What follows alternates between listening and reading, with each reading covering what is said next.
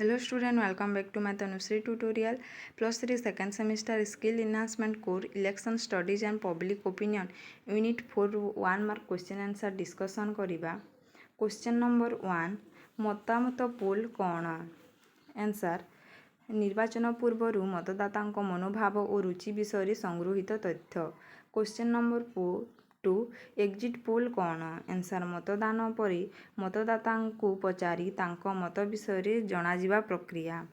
Question number 3 ମତାମତ poll ଓ exit poll ମଧ୍ୟରେ ପାର୍ଥକ୍ୟ କ'ଣ? ଆନ୍ସର୍ ମତାମତ ପୋଲ୍ ନିର୍ବାଚନ ପୂର୍ବରୁ, ଏକ୍ଜିଟ୍ ପୋଲ୍ ମତଦାନ ପରେ ହୁଏ.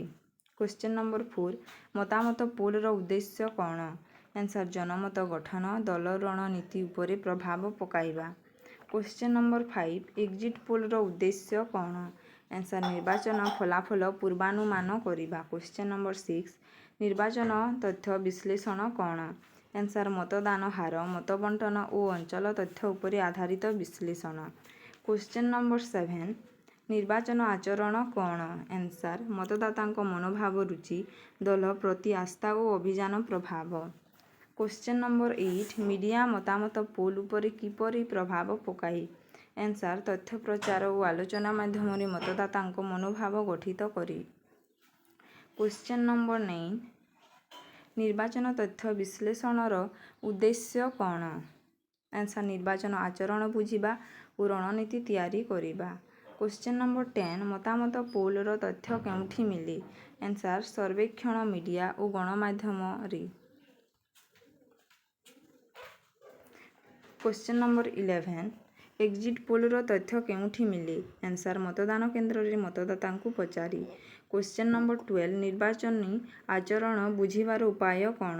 ଆନ୍ସର୍ ତଥ୍ୟ ବିଶ୍ଳେଷଣ, ପୋଲ୍ ଓ ମିଡ଼ିଆ ଅନୁସନ୍ଧାନ. Question number 13 ମତାମତ ପୋଲ୍ର ନିୟମ କ'ଣ? ଆନ୍ସର୍ ନିର୍ବାଚନ କମିଶନ ଦ୍ୱାରା ନିର୍ଦ୍ଦିଷ୍ଟ ସମୟରେ ପ୍ରଚାର ନିଷିଦ୍ଧ. Question number 14 ଏକ୍ଜିଟ୍ ପୋଲ୍ର ନିୟନ୍ତ୍ରଣ କ'ଣ? ଆନ୍ସର୍ ନିର୍ବାଚନ କମିଶନ ଦ୍ୱାରା ନିୟମ ଓ ଅନୁମତି ଆଧାରିତ. Question number 15 ନିର୍ବାଚନ ତଥ୍ୟ ବିଶ୍ଳେଷଣରେ କେଉଁ ତଥ୍ୟ ଗୁରୁତ୍ୱପୂର୍ଣ୍ଣ? ମତଦାନ ହାର, ଲିଙ୍ଗ, ବୟସ, ଅଞ୍ଚଳ ଓ ଆର୍ଥିକ ପରିସ୍ଥିତି.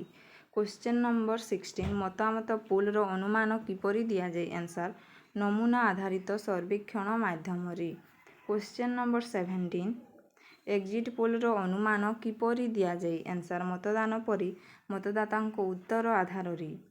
Question number 18 ନିର୍ବାଚନୀ ଆଚରଣ ଉପରେ ଦଳ ଅଭିଯାନର ପ୍ରଭାବ କ'ଣ? ଆନ୍ସର୍ ଅଭିଯାନ ମାଧ୍ୟମରେ ମତଦାତାଙ୍କ ମନୋଭାବ ପରିବର୍ତ୍ତିତ ହୁଏ.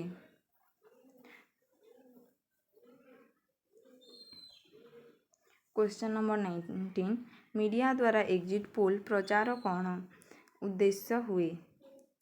ଆନ୍ସର୍ ଜନମତ ଅନୁମାନ, ରାଜନୈତିକ ଚର୍ଚ୍ଚାକୁ ଉତ୍ସାହିତ କରିବା. ନିର୍ବାଚନ ଆଚରଣ ବୁଝିବା ଦ୍ୱାରା କ'ଣ ଲାଭ ମିଳେ? ଆନ୍ସର୍ ମତଦାତା ରୁଚି ବୁଝିବା, ନୀତି ଅଭିଯାନ ଗଠନ କରିପାରିବ.